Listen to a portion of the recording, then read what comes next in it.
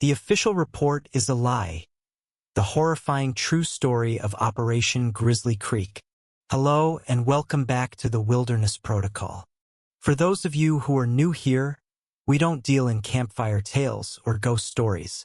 We deal in events, incidents, encounters in the deep and lonely parts of the world where the veil of civilization is thin and the rules of nature and sometimes things outside of nature are absolute. What we provide is not entertainment. It is a warning. It is a set of procedures for what to do when you find yourself in a situation that your rational mind refuses to accept.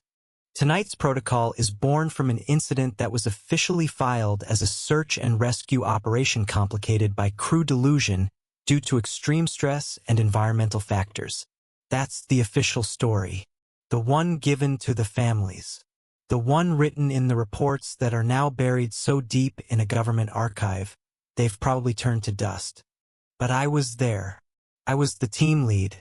And what I know is this: the official story is a lie. It's a comfortable blanket thrown over a jagged, terrifying truth. The truth is, we weren't the rescuers. We were the prey. This is the account of Operation Grizzly Creek. And this is the protocol for what to do when you realize that the survivor you're looking for has already found you, and it's wearing the face of your friend. The story begins with a call, as they always do. The kind that pulls you out of a warm bed at 3 a.m. and throws you into the cold, stark reality of someone else's worst day. It was October, the kind of deep autumn in the Pacific Northwest where the air has a permanent chill and the mountains are shrouded in a persistent, weeping mist. I was Elias Vance, lead for a specialized search and rescue unit. My team was the best. We handled cases that were off the books, the ones that required a specific kind of discretion and a very particular set of skills. The call came from a handler I'll only refer to as Control. His voice was devoid of emotion, a sterile instrument for delivering information. "Elias," he said, the connection crisp despite the hour. "We have a situation. A downed aircraft in the Ethelgard National Forest, Grizzly Creek Quadrant. Ethelgard is over 3 million acres of some of the most rugged, unforgiving terrain in North America. Grizzly Creek is its heart of darkness. It's a place where compasses are known to spin, where the forest is so dense the canopy blots out the sun even at high noon. People go in, but they don't always come out." "Civilian?" I asked, already pulling on my boots. There was a pause, a beat too long. "Negative," Control said. "Experimental craft. A C-27 Spartan class, heavily modified. 2 souls on board. Pilot and co-pilot. Modified military hardware." That was red flag number 1. It meant paperwork. It meant secrets. "We have a signal from one of the pilot's personal locator beacons," he continued. "It's active. That's your target. Find the source of that beacon. Find the survivor." "Just one?" I asked. "What about the other?" "Consider the other a non-factor," Control replied. The finality in his tone was another red flag. It meant the other pilot wasn't just presumed dead. They were to be ignored, forgotten. My team assembled at the staging area within the hour. There was Kale, our comms and tech specialist, a genius who could coax a signal out of a wet rock. Jenna, our medic and tracker, with eyes that could spot a broken twig from 50 yards and a mind that was sharper than any scalpel in her kit. And Marcus, our security and heavy equipment man, a former Marine, built like the mountains we were about to enter, quiet and steady as bedrock. We'd been through hell and back together. I trusted them with my life. That trust was about to become our greatest vulnerability. We were choppered to the edge of the quadrant, the rotors beating a frantic rhythm against the oppressive silence of the forest. The moment the helicopter lifted away, a profound quiet descended. It wasn't peaceful. It was heavy. the kind of silence that feels like it's listening. "All right," I said, my breath misting in the cold air. "Beacon is showing a position 12 clicks northeast. Terrain looks rough. We move fast, we move quiet. Standard sweep and clear patterns. Kale, keep that signal locked. Jenna, you're on point. Marcus, you have R6. Let's go bring this pilot home." We moved into the trees, and the forest swallowed us whole. The first few hours were standard procedure. The terrain was brutal, all sharp inclines, slick moss-covered rock, and a labyrinth of ancient, fallen trees. The air smelled of damp earth, pine, and decay. But there was something else, too. A strange, almost metallic tang on the wind. Ozone, maybe. It was out of place. Jenna was the first to notice the other anomaly. "Elias," she whispered, pointing to the ground. No tracks, no animal signs, nothing. She was right. The forest was dead silent. No birdsong, no chatter of squirrels, no rustle of unseen things in the undergrowth.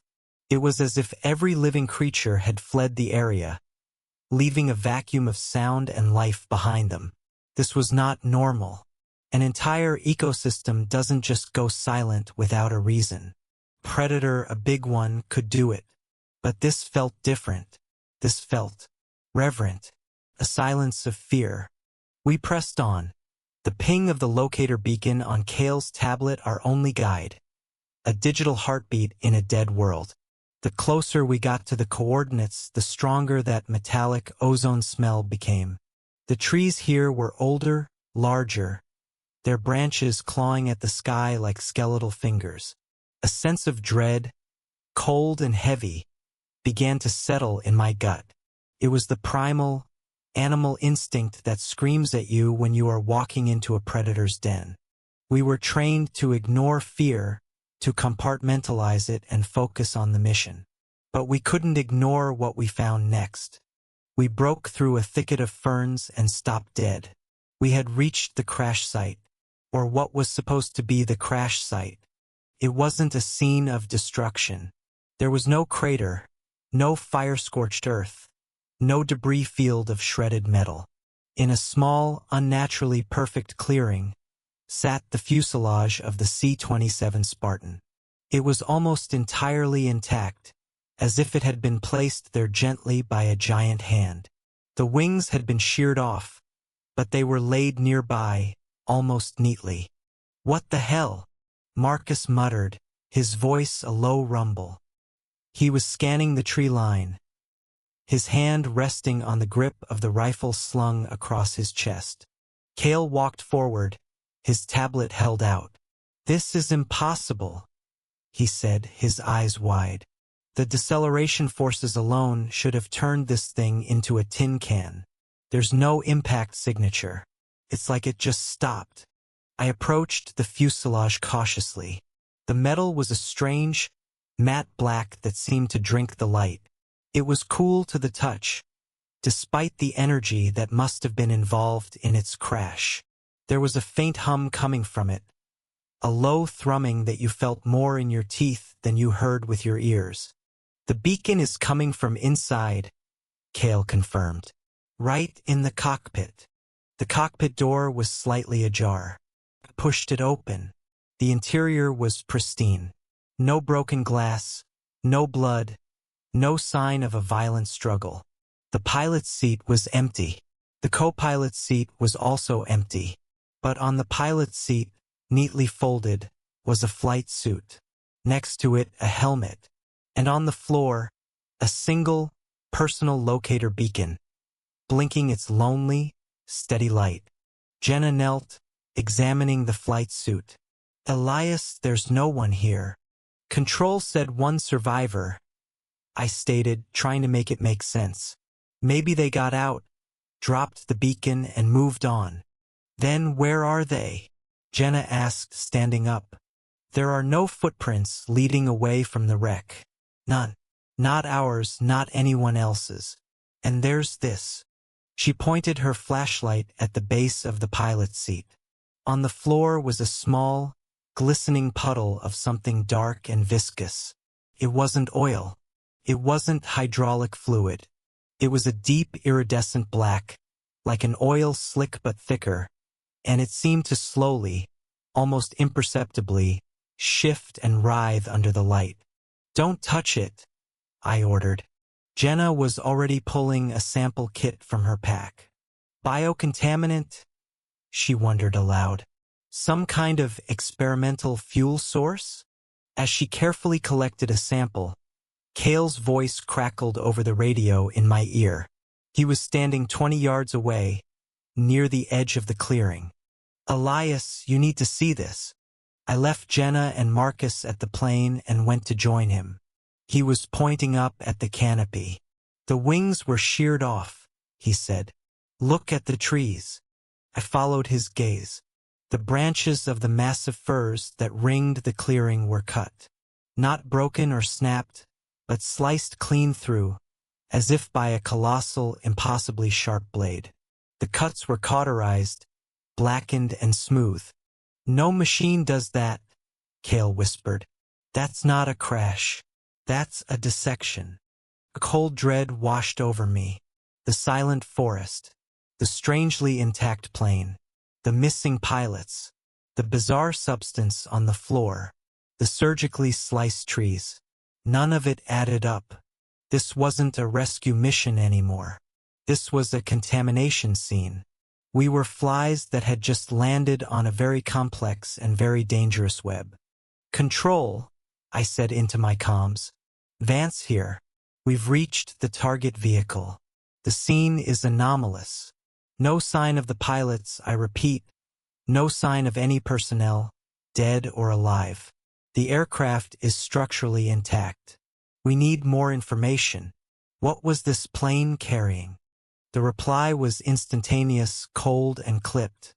"Your objective is the survivor, Vance, not the cargo. Find the source of the beacon." "The beacon is here," I retorted, my patience wearing thin. "It's on the floor of an empty cockpit. There is no survivor at this location.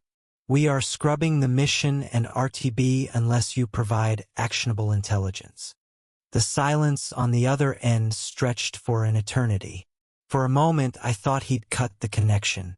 Then, his voice came back, lower, more intense. "Negative, Vance. That is not an option. The beacon is your primary. If the pilot is not with it, then they are mobile. Your new directive is to sweep the area. Find them. That is your only priority. Do you understand? And if we can't find them, that is not an outcome we are prepared to entertain," Control said, and the line went dead. I stood there in the chilling silence of the forest, the dead comms in my hand. He hadn't just given me an order, he'd given me a threat. Finding this survivor wasn't just important. It was critical. But why? What was so special about this one person? "He knows more than he's telling us," I said to the team, who had gathered around me. "A lot more." "So what's the play, boss?" Marcus asked. I looked at the darkening sky. We were losing the light. "We can't track in the dark.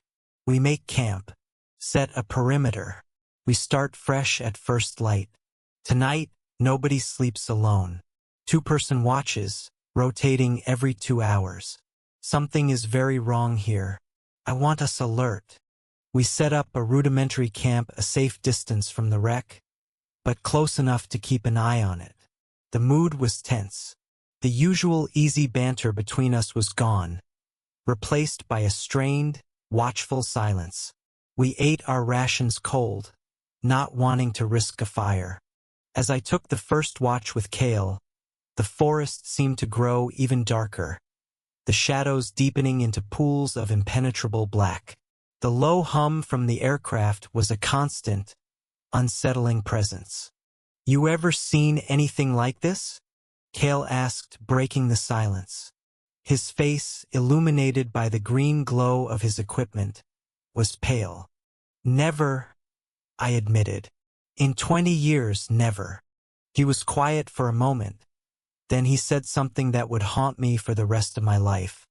For a pilot to survive that, whatever that was, they'd have to be more than just lucky. They'd have to be something else entirely. He had no idea how right he was. The survivor wasn't just lucky. It wasn't even human. And it was already among us. The night was long and cold. The silence of the forest pressed in on us. A physical weight. Every snap of a twig, every rustle of the wind sounded like a footstep. On our watch, Cale and I sat back to back, our senses strained to their limits. The humming from the wreck was a constant, unnerving mantra in the background. Around 0200, during the deepest part of the night, it happened. A sound. It was faint at first, a high-pitched, chittering cry that echoed through the trees. It wasn't any animal I recognized. It was a sound of pain, sharp and desperate, and it was cut off abruptly. Marcus and Jenna, who were supposed to be sleeping, were instantly awake, weapons in hand. "What was that?" Jenna whispered. "I don't know," I said, scanning the darkness beyond our small camp. "Stay sharp." The sound didn't come again. The silence that followed was even more profound, more terrifying than the cry itself. We stayed on high alert for the rest of the watch, but nothing else happened. When Marcus and Jenna took over, I tried to get some sleep, but my mind was racing. The cry, the wreck, the missing pilot was a puzzle with too many missing pieces. The first hint that the puzzle was more sinister than we imagined came the next morning. We woke to a thick, cold fog that clung to the ground and reduced visibility to less than 20 feet. It muffled sound and created a disorienting, dreamlike atmosphere. As we were packing up, I noticed Cale was off. Cale was normally a bundle of nervous energy, his hands always fiddling with some piece of tech, his mouth always running a mile a minute with jokes and technical jargon. This morning he was quiet, still. He performed his duties with a detached, mechanical precision. "Cale, you good?" I asked, as he was calibrating his GPS. He looked up at me, and his eyes seemed flat, empty. The usual spark of intelligence and humor was gone. "Yeah, fine, Elias. Just tired. Long night." His voice was normal, but the cadence was slightly off, the rhythm of his speech just a fraction too even. I chalked it up to stress. We were all on edge. But then Jenna came over to me, her expression troubled. "Have you talked to Cale this morning?" she asked in a low voice. "Just did. He seems tired," I replied. "It's more than that," she said. "I asked him if he had any ibuprofen. He knows I always get headaches in this kind of atmospheric pressure." He just stared at me for a second. Then he said he didn't have any. "Okay," I said, not seeing the problem. "Elias, he's had the same bottle of ibuprofen in the left pocket of his pack for the last 3 years. It's a running joke between us. He never goes anywhere without it." When I mentioned it, he just didn't react. He didn't know what I was talking about. My blood ran cold. It was a small thing, tiny detail. But in our line of work, small details are the difference between life and death. A person is a collection of habits, memories, and inside jokes. For Cale to forget something so ingrained was not just unusual. It was wrong. I watched him for the next hour as we began our sweep of the area. He moved with a strange, fluid grace that wasn't his own. His usual slight slouch was gone, replaced by a perfectly straight posture. He didn't fidget. He didn't hum his stupid pop songs off-key under his breath. He was a perfect, silent imitation of a SAR technician. My mind raced back to the night, the strange, pained cry, the long periods of silence when Marcus and Jenna were on watch. Had something happened? Had something gotten to him? We were sweeping in a spiral pattern outward from the crash site. About a half-mile out, Jenna, who was on point, held up a fist. Halt. She knelt, pointing at the base of a massive cedar tree. There, tangled in the roots, was a scrap of fabric. It was from a standard-issue military flight suit, and it was stained with blood. Fresh blood. But that wasn't what made my stomach clench. A few feet away, almost hidden under a pile of dead leaves, was something else. A boot. A standard-issue SAR team boot. It was Kale's size. I looked over at Kale. He was standing perfectly still, his face a blank mask. He didn't seem surprised, or scared, or even curious. He just watched us, his head tilted slightly, like a scientist observing an experiment. "Marcus," I said, my voice barely a whisper into my comms, making sure I was on our private channel. "Keep an eye on Kale. Don't be obvious." "Already on it," came the grim reply. Jenna and I began to carefully clear the leaves away. What we found beneath them confirmed my deepest, most unthinkable fear. It was a body. It was crumpled and broken, tucked into a shallow depression in the earth. The person was wearing the same uniform as us, the same gear. With a sense of sickening dread, Jenna gently rolled the body over. It was Kale, our Kale. His face was frozen in an expression of pure terror, his eyes wide and staring at nothing. His chest had a single, massive, gaping wound in it, as if something had punched straight through him. There was no blood on the ground around him, as if it had all been drained. I felt the world tilt on its axis. My brain screamed in protest, refusing to process the information. If Kale was here, dead, then who or what was the thing standing 20 feet away from us, wearing his face? I slowly turned to look at the being that called itself Kale. It was still watching us. But now there was something new on its face. The blankness was gone, replaced by a faint, chilling, and utterly inhuman smile. It knew that we knew. The charade was over. "Elias," the Kale thing said, and the voice was a perfect mimicry of our friends. "It seems we have a problem." In that moment, the mission, the protocol, everything we thought we knew, evaporated. There was no survivor to rescue. There was only a monster wearing the skin of our friend.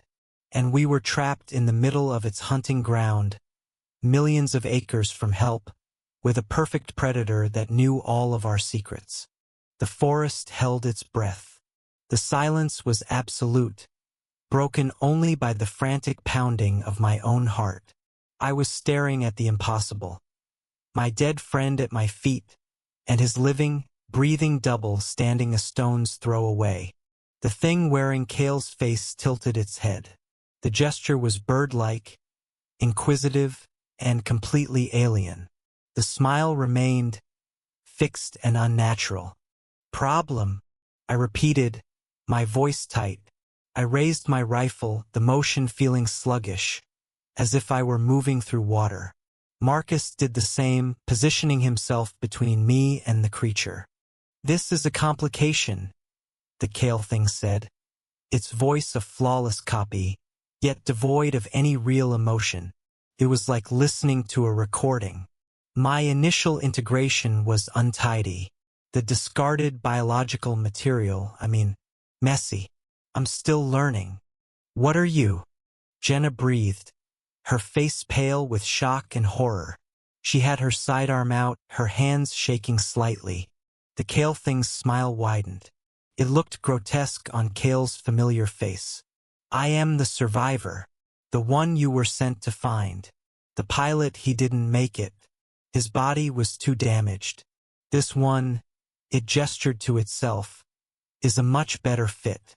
Stronger, more resilient. And it came with such useful data." Tapped the side of its head. "Your names, your procedures, your fears." My blood ran cold. It had absorbed Kale. Not just his appearance, but his memories. It knew us. "Where's the pilot?" I demanded, my mind clinging to the mission, to any semblance of logic. The pilot was the vessel. This body is the vessel now. It's a simple process, really. A transfer of consciousness. Although, consciousness is such a limited word for it. The original organic matter is discarded. It serves no further purpose. It glanced down at Kale's body with complete indifference. This was no animal. This was intelligent, alien, and it had just confessed to murdering our friend. "Marcus," I said, my voice low and steady, trying not to betray the terror that was threatening to paralyze me. "On my mark." The creature's smile vanished. Its expression became one of cold calculation. "That would be a mistake, Elias. A tactical error. You need me. Your comms are down, aren't they? I disabled the satellite uplink last night. No way to call for help. No way to get out. But I know how to fix it. I have Kale's knowledge, remember? It was a bluff. It had to be. Or was it a threat? A promise of cooperation if we stood down? You're a monster," Jenna spat, her voice filled with venom. "Monster." The Kale thing chuckled. A dry, rasping sound that was nothing like Kale's laugh. "I am a survivor, just like you. I adapt. You came here to rescue me. I'm simply making that process more efficient. By becoming one of you." My mind was reeling. It saw itself as the survivor. It believed it was the mission objective. And its idea of being rescued was to integrate, to replace. We weren't a rescue team. We were a selection of new bodies. There was no choice. We couldn't let this thing live. We couldn't let it get out of this forest. "Now, Marcus," I yelled. Marcus opened fire. The roar of his rifle shattered the silence. A burst of controlled, professional violence. The bullets slammed into the Kale thing's chest. Staggered back, but it didn't fall. There was no blood. The holes in its jacket began to close. The fabric seemed to knit itself back together, and the flesh beneath churned and reformed. The creature looked down at its chest with an expression of mild annoyance, like a man brushing dust off his shirt. Then it moved. It wasn't a run. It was a blur. It launched itself not at Marcus, who was the immediate threat, but at Jenna. She was the closest, the most vulnerable. It covered the 20 feet between them in an instant, its movements impossibly fast and fluid. Marcus swung his rifle around, but it was too late. I fired my own weapon, but the thing was too fast, using Jenna as a shield. It wrapped an arm around her neck, lifting her off the ground. Its other hand pressed against her temple. "Stop!" I screamed. The Kale thing's face was inches from Jenna's. She struggled, her fingers clawing at the arm around her throat, but it was like trying to break steel. "Another tactical error, Elias," the creature said, its voice calm. "You resort to violence. So primitive. I offered cooperation. Now I must ensure my own survival." Jenna's body went rigid. A low hum filled the air, the same sound we'd heard from the wrecked plane. A faint, dark, oily sheen seemed to creep from the creature's fingers onto Jenna's skin. Her eyes rolled back in her head, and a single, choked gasp escaped her lips. And then it was over. The creature let her go. She crumpled to the ground, limp and unmoving. The Kale thing took a step back, its chest still showing the repaired bullet holes. It looked from me to Marcus.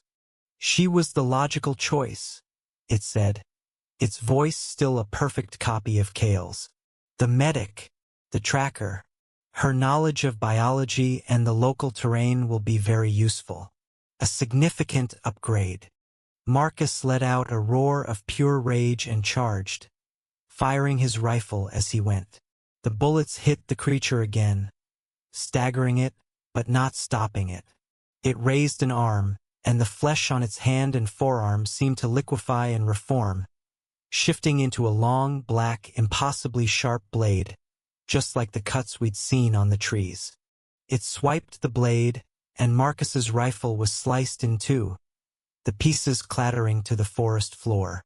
The creature then slammed its other hand into Marcus's chest, sending him flying backwards into a tree with a sickening crunch. He collapsed, groaning, the breath knocked out of him. The kale thing turned to me. I stood there, frozen, my rifle aimed but useless. "You see, Elias?" it said. "Your methods are inefficient."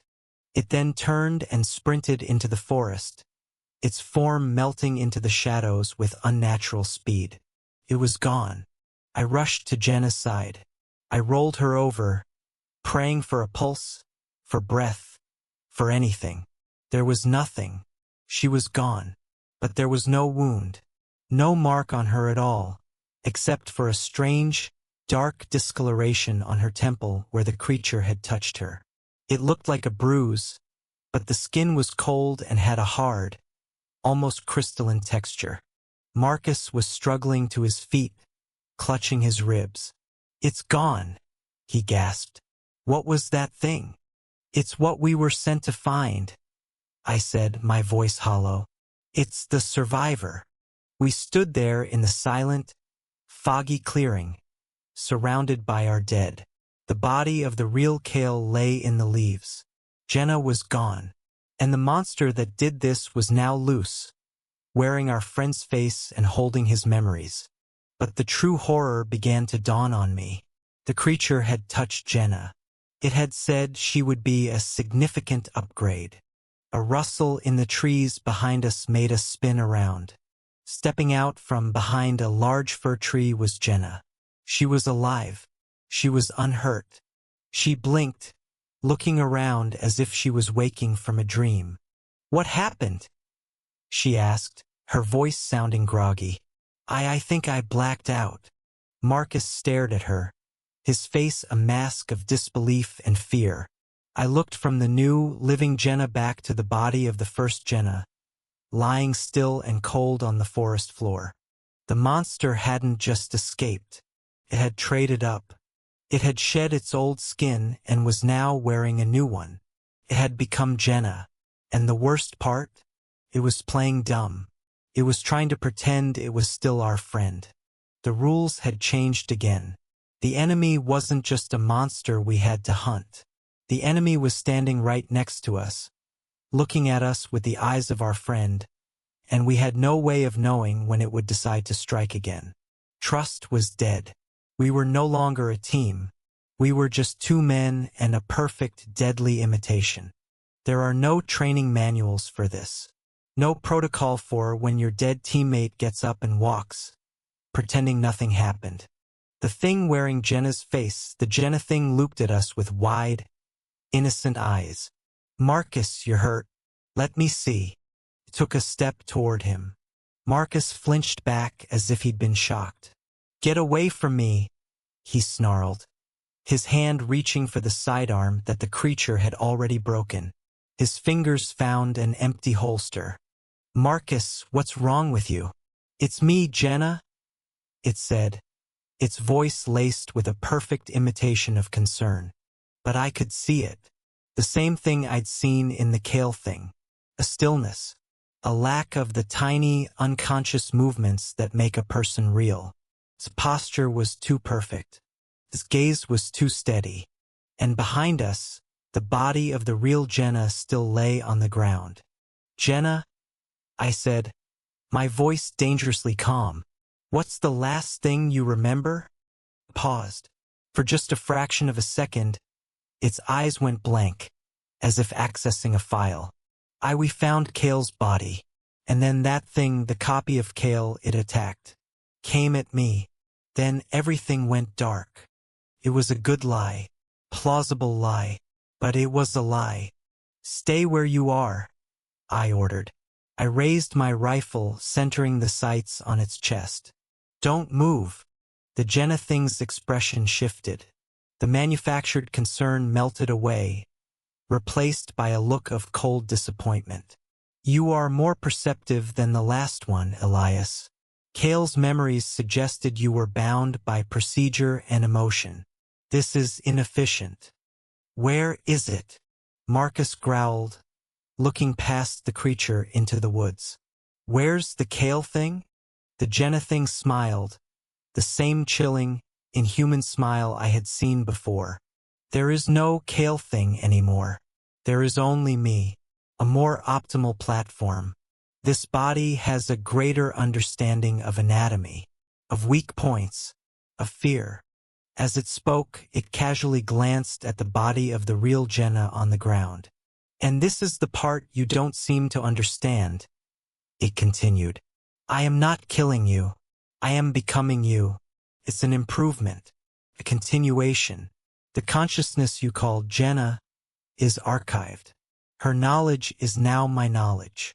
Her face is my face. Soon your face will be my face, Elias. Or yours, Marcus. I haven't decided which of you is the superior specimen yet. The casual, predatory nature of its words was more terrifying than any physical threat. It saw us as livestock, as shells to be inhabited. We need to get out of here, Marcus said to me, his eyes darting between the creature and the dense, foggy woods surrounding us. We need to get back to the chopper point. And lead it right to them? I countered. We can't let it leave this forest. We can't fight it, Elias. You saw what it did. He was right. Brute force was useless. But we had to have some advantage. We were human. We were unpredictable. We felt calculated. The wreck, I said, an idea forming in my mind. It came from the wreck. Maybe the answer to killing it is there. And how do we get past her? Marcus gestured with his head. The Jenna thing was watching our exchange. Its head tilted. It was listening, learning. We split up, I said, knowing how insane it sounded. It can't follow us both. One of us draws it away, the other circles back to the fuselage. Look for anything. A weapon. A weakness. A self-destruct sequence. Anything. It's suicide, Marcus stated flatly. Staying here is suicide, I replied. One of us has to make it. Before he could argue, the Jenna thing made its move. It didn't rush us. Took one step back and let out a sound. It was the same high-pitched, chittering cry we had heard during the night. The cry of pain. But this time it wasn't a cry of pain. It was a call. And the forest answered. From the trees around us, more sounds echoed back. Twigs snapped. Bushes rustled. The silence was broken by the sound of movement. Fast movement. What is that? Marcus asked, his head snapping around. It's not alone, I realized with a fresh wave of horror. The pilot and the co-pilot control said the other was a non-factor. He lied. It wasn't just one. The Jenna thing smiled. The pilot was the primary consciousness. The co-pilot, its body was too damaged in the transition. Fractured. It became something lesser, simpler, but still useful. They are my hounds. Out of the fog, shapes began to emerge. They were vaguely humanoid, but twisted, malformed. They moved on all fours, their limbs bent at unnatural angles. Their skin was the same dark, oily black as the substance we'd found in the cockpit, and their faces were blank slates, with no discernible features except for gaping mouths filled with needle-like teeth. They were the discarded parts, the failed copies, given a new and terrible purpose. Run, I yelled at Marcus. Run for the wreck. I'll draw them off. I opened fire on the closest of the twisted hounds, the bullets tearing through its strange flesh. It shrieked, a sound like tearing metal, and collapsed, its body dissolving into a pool of the black, viscous fluid. Marcus didn't need to be told twice. He broke right, sprinting into the trees, heading back toward the clearing with the fuselage. The Jenna thing watched him go, then turned its cold eyes to me. It didn't follow him. It wanted me, the leader, the one trying to think his way out. A poor choice, Elias, it said. Now you are alone. It and its remaining hounds began to advance on me, moving with a horrifying, coordinated grace. I fired again and again, backing away, trying to keep them at a distance. But there were too many. For every one I shot that dissolved, two more seemed to slip out of the fog. My rifle clicked empty. I threw it at the closest hound and drew my sidearm, continuing to fire as I retreated deeper and deeper into the disorienting, mist-shrouded woods. I had to lead them away. I had to buy Marcus time. It was the only play we had left. The next few hours were a nightmare blur of running, hiding, and fighting. The forest became a deadly maze. The Jenna thing was orchestrating the hunt, its perfect mimicry of her voice echoing through the trees, calling out to me, trying to trick me, to lure me into an ambush. Elias, it's me. I got away. Help me. Elias, I found a weakness. Over here.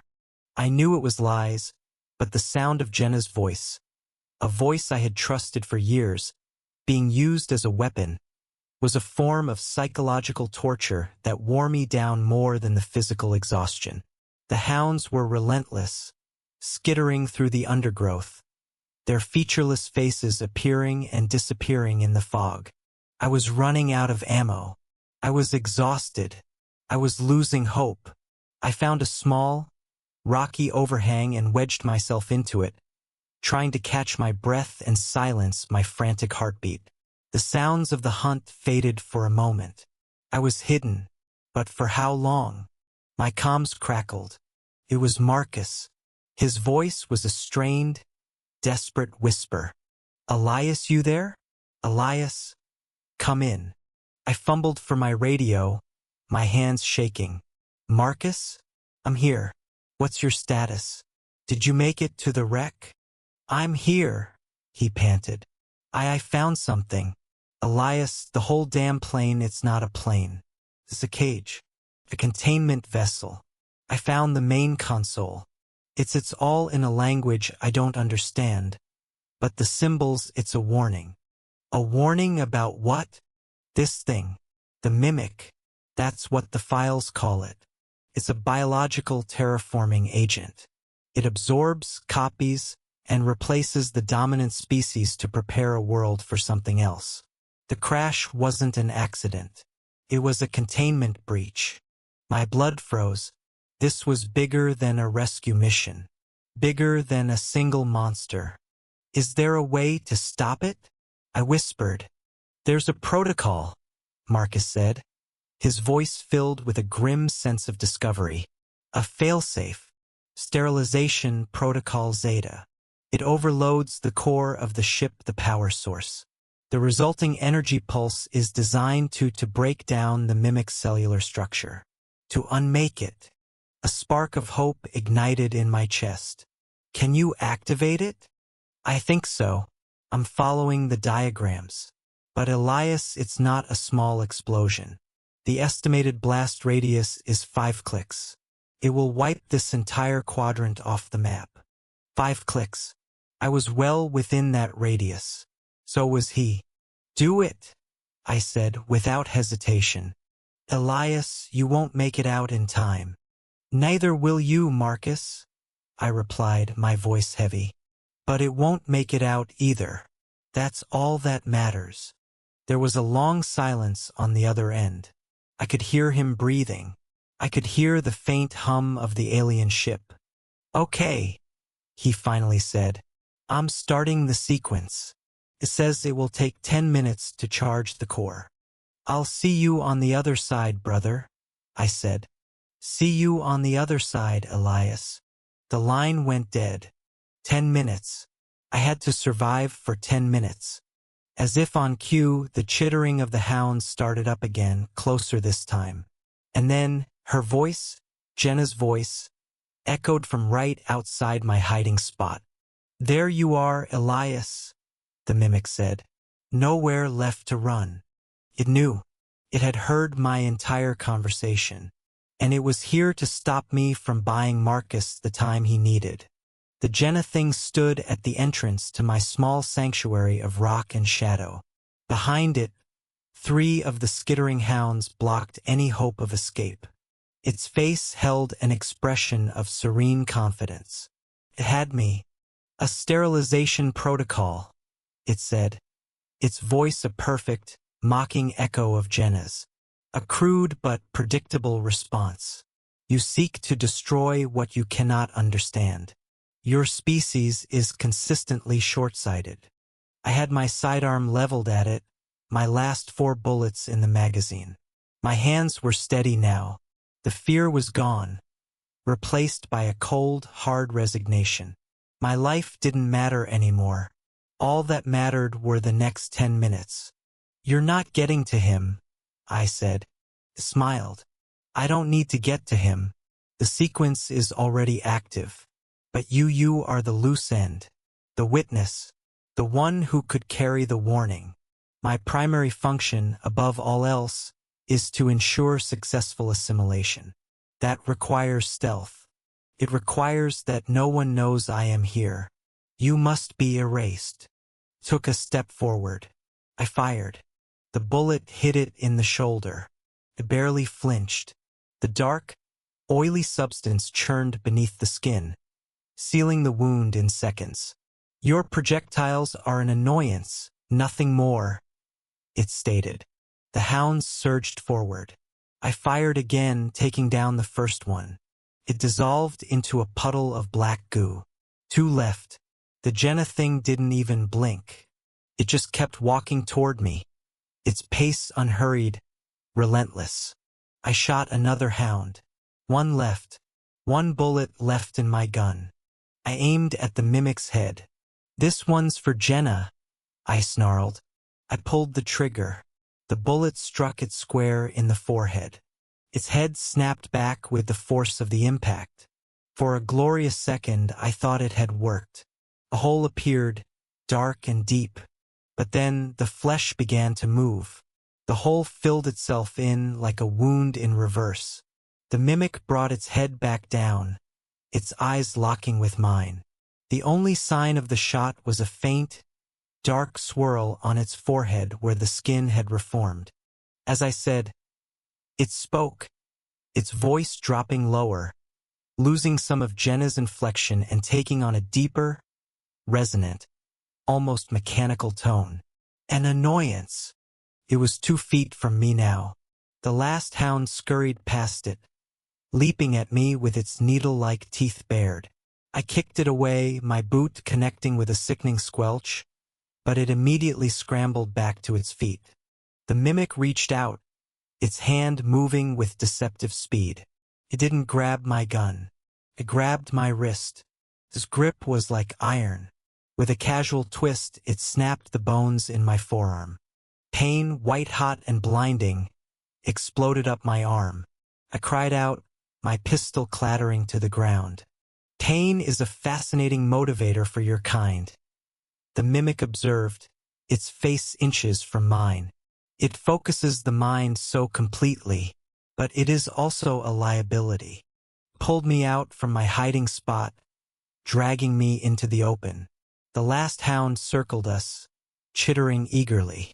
I could kill you now, the mimic said, its Jenna face looking down at me. But that would be a waste of good biological material. Your body is strong. Your mind is resilient. You would make an excellent vessel. Placed its other hand on my temple, just as it had with Jenna. The skin was cold. I could feel that low, thrumming vibration starting, the same energy that I'd felt from the ship. It was beginning the process. It was going to absorb me. My vision began to swim. I could feel a strange energy pouring into me, cold and invasive. My thoughts became sluggish, my memories seeming to unspool, being drawn out of me. I could see flashes of my life, my childhood, my training, my team. I saw Kale's face, laughing. I saw Marcus giving me a stoic nod. I saw Jenna smiling. And in that moment, seeing their faces, a surge of pure, defiant rage cut through the fog in my mind. It wanted my memories? I would give it one it would never forget. With my last ounce of strength, I lunged forward, not pulling away, but closing the distance. I drove my head into its face with all my might. The impact was jarring, sending a shockwave of pain through my skull, but it had the desired effect. The mimic staggered back, surprised by my defiance. His hand slipped from my temple. The connection was broken. The humming stopped. It looked at me, and for the first time I saw an emotion on its face. Not anger, not hatred. It was confusion, annoyance at the malfunction of its new toy.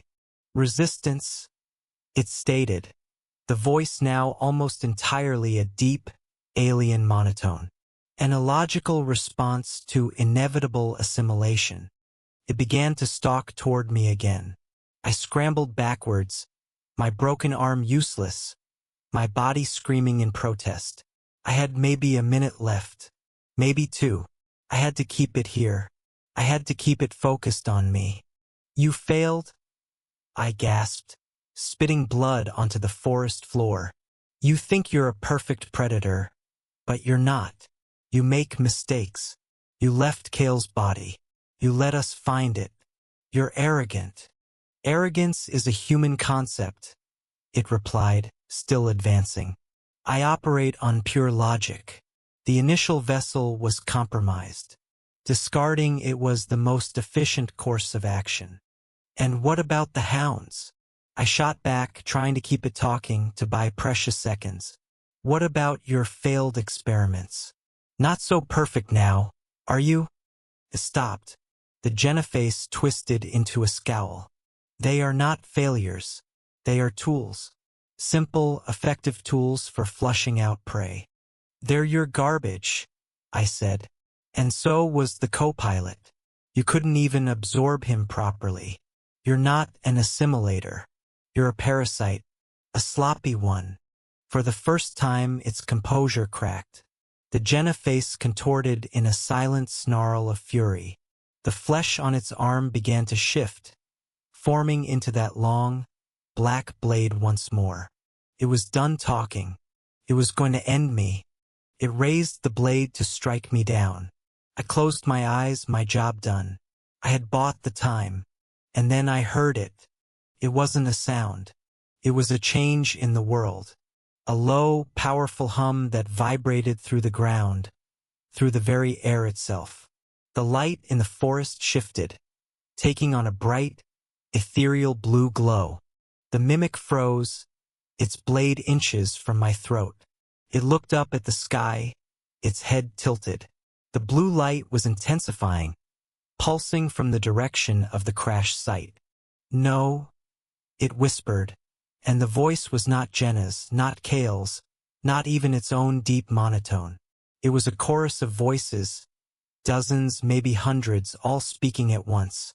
The voices of everyone it had ever absorbed. A symphony of stolen lives crying out in unison. Turned and looked at me. The face was no longer Jenna's. It was a swirling, nightmarish vortex of features: Kale's eyes, Jenna's mouth, the pilot's jaw, and countless others I didn't recognize. A collage of its victims. The ground began to shake violently. The blue light became blinding. The mimic let out a shriek. Not a human shriek, but the scream of pure energy, of data being corrupted, of a program being forcibly deleted. It turned away from me and began to run, its form flickering and distorting. The last remaining hound dissolved beside it, its form unable to hold together in the energy field. The light pulsed one final time, a silent, all-encompassing wave of pure, blue-white energy that washed over the forest. I saw the mimic's form break apart. It didn't explode. It unraveled. The stolen faces, the mimicked flesh, the dark substance that held it all together, it all just disintegrated, breaking down into its component atoms and then into nothing at all. It was unmade, erased from existence. The wave of energy hit me, and my world went white. I woke up to the smell of rain and scorched earth. I was lying in a shallow crater. The trees around me were gone, vaporized. The ground was blackened and glassy in patches. The sky above was gray and weeping a soft drizzle onto my face. My arm was a wreck, but the pain was distant, muted. I sat up, my body aching with a profound weariness that went bone deep. I was alive. I had survived. Marcus had done it. The thought of him brought a fresh wave of grief. He had saved me. He had saved everyone at the cost of his own life. Him, Jenna, Cale, they were all gone. I was the only one left, the sole survivor of Operation Grizzly Creek. I staggered to my feet and began the long, painful walk south, away from the epicenter of the blast. It took me 2 days to reach the edge of the forest. I was dehydrated, injured, and in shock, but I was driven by a single purpose. I had to report what happened. I had to tell them what was out there. A forestry patrol found me wandering on a logging road. Within hours, I was no longer in their custody. I was in a sterile, white room with a one-way mirror on the wall. Control was there. Not his voice on a radio, but the man himself. He was older than I expected, with tired, gray eyes that had seen too many reports like the one I was about to give. I told him everything. The intact wreck, the missing bodies, the creature that wore Cale's face, and then Jenna's, the hounds, the hive mind, the sterilization protocol. He listened patiently without interruption. When I was finished, my voice hoarse, he just nodded slowly. "That's quite a story, Elias," he said, his voice calm and measured. "A testament to what extreme trauma and stress can do to the human mind." I stared at him, uncomprehending. "What? It's not a story. It's the truth. The evidence is all there. The blast site. A geothermal event," he said smoothly. "A rare but documented phenomenon in the Ethelgard Range. A superheated pocket of gas that erupted. Tragically, it seems to have claimed your team and the downed aircraft." "No," I said, shaking my head. "No, you sent us in there. You knew. You knew what that thing was." He leaned forward slightly. "I sent you to find a survivor of a plane crash. What you found, what you think you found, was a hallucination. A shared delusion brought on by the unique atmospheric and geological properties of the area, combined with the stress of the mission. Your team is gone. You are the sole traumatized survivor. That will be the official record." The cold, final finality of his words hit me like a physical blow. A cover-up. They were burying it. They were burying my team, my friends, for a second time. "You're just going to let it happen again?" I asked, my voice trembling with rage. "What if there are more of them? What if another containment vessel crashes?" "That is a contingency that we are prepared for," he said, standing up. "And it is a contingency that you will have no part in. You will be debriefed. You will be given the best medical and psychological care. And you will sign a non-disclosure agreement that will follow you for the rest of your life. You will be a hero, Elias. The man who survived the Grizzly Creek geothermal event. You will not be the man who cries monster in the dark." Am I understood? I understood perfectly. I was a loose end, a witness, just as the mimic had said. But unlike the mimic, they weren't going to kill me. They were going to silence me with bureaucracy and doubt.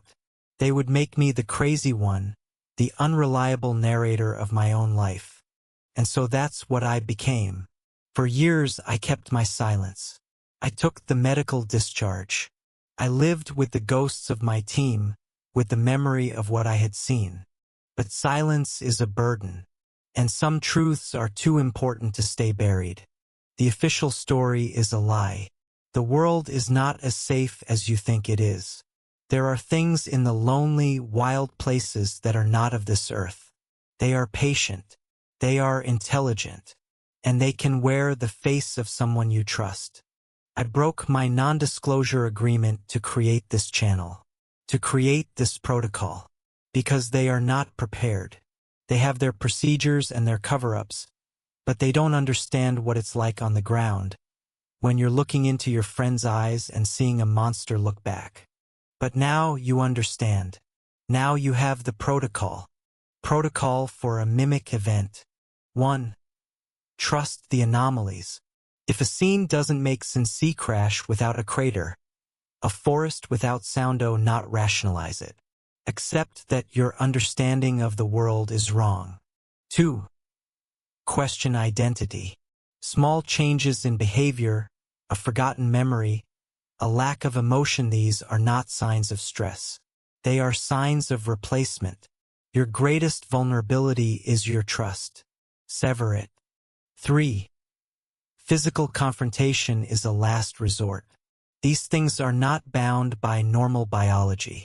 They are stronger, faster, and they can heal. Do not fight it. Outthink it. 4. Isolate and identify. The mimic strength is its ability to blend in. Force it into a situation where it has to prove it is who it says it is. Ask a question only your friend would know. But be warned. If it has absorbed them, it may know the answer. 5. The source is the key. It is a technological or biological entity. It has a source. A ship, a core, a hive. Destroying the source is the only way to be sure. Sacrifice is inevitable. There is no clean victory. This is the Wilderness Protocol. Learn it. Remember it. Because you will not get a second chance. Thank you for listening. What you've heard tonight is a hard-learned lesson, paid for at the highest price. The wilderness holds more secrets than we can possibly imagine, and being prepared is our only defense. If you find these protocols valuable, if you believe that this information needs to be shared, then please subscribe to the channel and hit the notification bell. You never know when you might need a warning. Share this account with anyone you think needs to hear it. Leave a comment below with your own thoughts or any unexplained experiences you've had in the wild. We learn by sharing knowledge. We survive by staying vigilant. Until next time, stay safe and trust your instincts.